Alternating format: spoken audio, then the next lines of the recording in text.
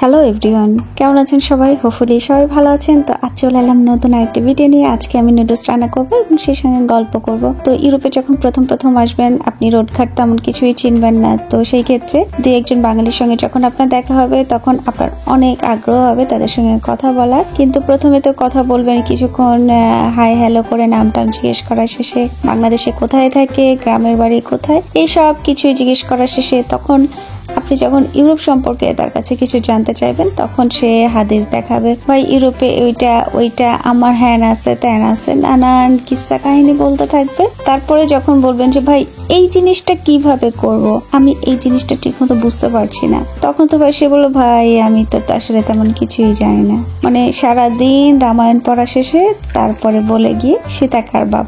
বিষয়টা হচ্ছে এটা, ভাই প্রথমেই তো বলা উচিত ছিল ভাই আমি কিছু জানি না। আসলে ইউরোপে এমন বিষয় যে অনেকে অনেক কিছু নাই জানতে পারে, এটা খুবই নর্মাল একটা বিষয়, যেটা আমি এখন ফিল করি যে সবাই সব কিছু জানে না, কারণ এটা খুবই টাফ। এক এক জায়গায় নিয়ম এক এক রকম থাকে। কিন্তু কিছু বাঙালি আছে যারা বেশ অনেক দিন ধরেই আছে এখানে, পুরানো হয়ে গেছে, তারা অনেক কিছুই জানে না। ঠিক আছে, জানে না, ইটস নট এ অফেন্স, না জানতেই পারে, কারণ সবাই যে সব জানে পৃথিবীতে এমন কোনো কথাই না।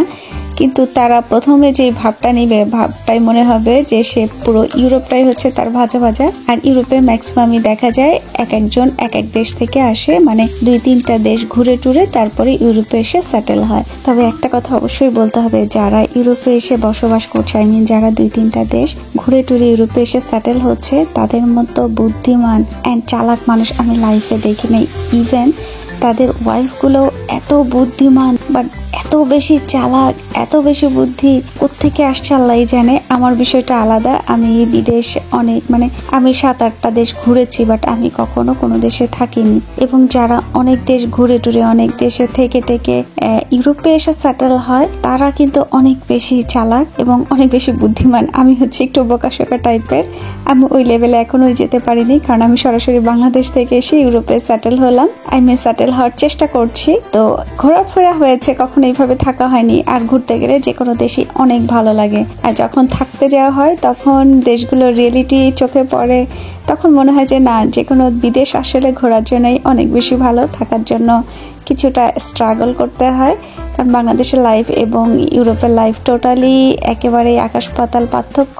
বাট কিছু করার নাই, কোনো কিছু পেতে হলে অনেক কিছুই ছাড়তে হবে, এটাই হচ্ছে লাইফ।